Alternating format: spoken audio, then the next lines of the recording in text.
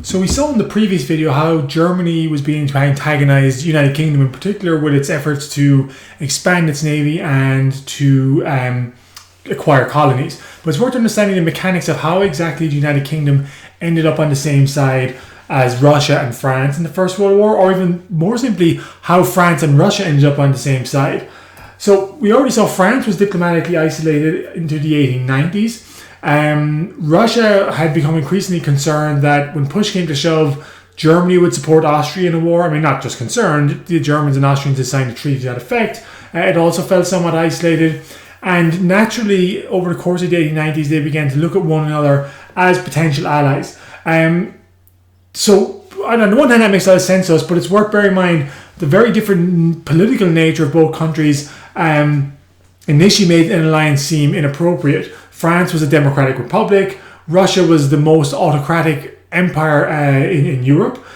So politically, they didn't actually have much in common, apart from the fact that they felt diplomatically isolated and wanted protection from an ally in the case of war.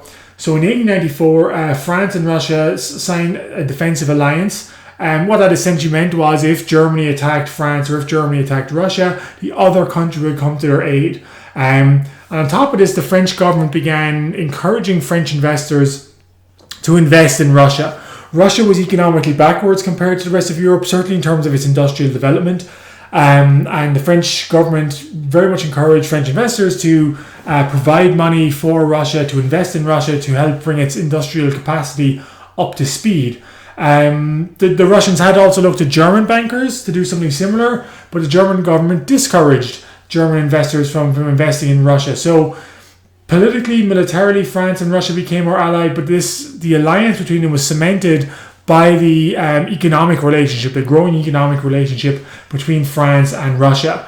So by the early 20th century, about 1/4 of all French international investment was going into Russia. And this allowed the Russian government to kickstart industrialization in Russia. One of the most famous examples of this industrialization was the creation of the Trans-Siberian Railroad, which was completed in the first decade of the 20th century. So 1894, France and Russia have made something of an alliance and they are no longer diplomatically isolated. The United Kingdom also was looking for allies for a couple of reasons. One, as I mentioned earlier on, it was concerned about Germany, it's concerned about its growing naval power. But also in the late 19th century, Britain had fought the Boer War, essentially to annex the two independent Boer republics, the Transvaal Republic and the Orange State, in South Africa. This war was widely unpopular in Europe. I mean, Britain very much came across as the villain for invading two independent countries and annexing them for material gain. And it kind of brought home to the British that, being diplomatically isolated has its limitations. And so the British, for a few reasons, were starting to look for potential allies, particularly with France. France and Britain had almost gone to war actually in 1898 because of colonial expansion. They had clashed in what is today Sudan. An incident known as the Fashoda incident, where a French army met a British army, and the debate was who actually owned this land or which colony was claiming it. But in 1904, the British decided to start working with the French, and they signed something called the Entente Cordiale in 1904. Now, this, unlike the French and Russian alliance, this was not a military alliance. It was rather an effort to, settle all the outstanding colonial differences between the British and the French to avoid something like what happened at Fashoda in Sudan in 1898 from happening again, to ensure that they would not end up accidentally going to war with one another because of a diplomatic dispute in the colonies. And so the basic premise of the Entente Cordiale was that France recognized the right of Britain to annex Egypt, and that the British promised not to interfere in French efforts to annex Morocco. Morocco was an independent kingdom in northwest Africa. The French had designs on trying to take it for themselves, and the British promised not to interfere. So there we have it, the British not to interfere with the French in Morocco in return for the French accepting British domination of Egypt. However, the Germans were concerned about this alliance, and particularly they wanted to see, well, how serious were the British about allying themselves with the French? So in 1905, in a very provocative gesture, Kaiser William II sailed to Morocco, landed at a city called Tangiers in Morocco, and basically said he supported Moroccan independence, obviously from French control, and wanted to protect German interests in Morocco. The French were outraged that he would so openly challenge, French plans to conquer Morocco, but the British made it clear that they were not willing to go to war with France in support of its claim over Morocco against this German action. And so initially, this looked like it had been a diplomatic humiliation for the French, and a victory for the Germans, because the British essentially wouldn't help the French in the war against Germany. The French wanted to go to war with Germany, but felt unable to do so alone.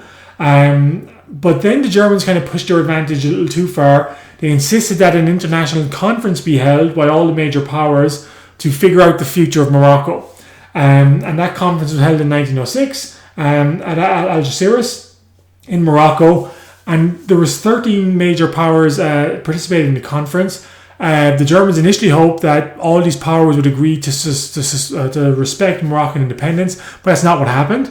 In fact, most of the major powers, Britain, Russia, and the United States, all agreed that there should be some level of French influence in Morocco. Only Germany and Austria voted for kind of complete independence, and kind of in the face of this diplomatic humiliation, the Germans cobbled together a deal by which the French wouldn't fully take over Morocco, but they would be granted extended rights and acknowledged as having influence in Morocco. So Morocco remains independent, albeit with some French influence.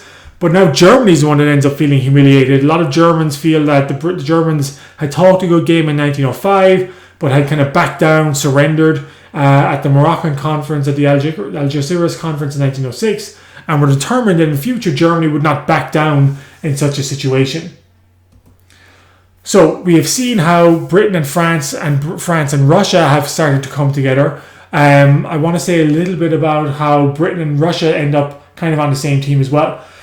Because actually, traditionally, Britain and Russia were enemies as well. That might seem odd if you think about the map of Europe. Obviously, Britain and Russia are at opposite ends of the continent from one another.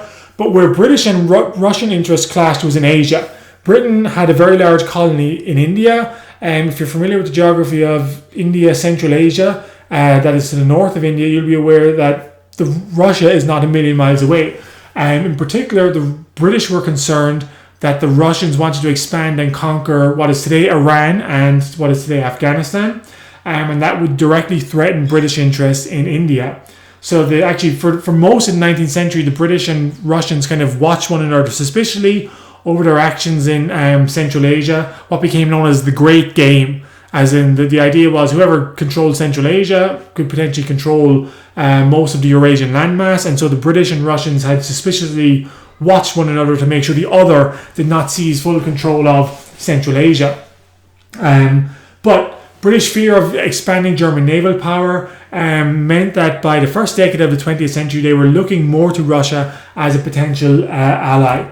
And in 1907, Britain signed an Entente Cordiale with Russia as well, similar to what it signed with France. So really, this was not a firm diplomatic commitment. The French and the Russians had a military commitment that in the case of Germany attacked, the French would help the Russians or the Russians would help the French. The Entente Cordiale with Russia was really putting aside their diplomatic differences and especially coming to some kind of agreement about what should happen in Central Asia. And what they basically agreed was that the British should have influence over Afghanistan, and they kind of divided Iran, or what was then called Persia, into three spheres of influence: one Russian, one British, and one neutral. And so they kind of settled their differences about Central Asia and began to focus more closely on cementing their alliance in Europe. However, Britain, unlike France and Russia, is not actually militarily committed, is not bound to fight in a war with France or Russia if they are attacked by Germany. However, they are clearly obviously in a good diplomatic alliance, and what becomes known as the Triple Entente, opposed to German aggression. So France and Russia have a military commitment, a firm military commitment, with the potential that the United Kingdom would also become involved in the war in Germany should war break out. Britain feels it has made some major gains and that it now has allies in the form of France and Russia as allies against German aggression. And essentially, Bismarck's plan to maintain the status quo in Europe, to keep peace in Europe, to preserve Germany's dominant position, is now in tatters, in the sense that the potential for war now very much exists for Germany. In fact, not only had William II and his advisors made a two-front war possible, and that had always been the big fear of Germany. For Germany felt that in any war it could beat the French, it could beat the Russians, but what it did not want to do was fight the British or fight the Russians and French at the same time, because that would force Germany to split its armed forces. Because Russia is obviously to the east, Germany or France is to the west, Germany would have to divide its attention between both countries. So not only had Kaiser Wilhelm created the possibility of a two-front war, the one thing that Bismarck had been trying to avoid, he had also added the United Kingdom, the most powerful military force in the world, as a potential enemy as well. So by this stage, Europe is divided into two armed camps, and all it needs is something to kind of kickstart a conflict that could potentially draw all these powers into a war with one another based on their alliance system. And as we will see, that spark eventually comes from the Balkans Peninsula in Southeast Europe.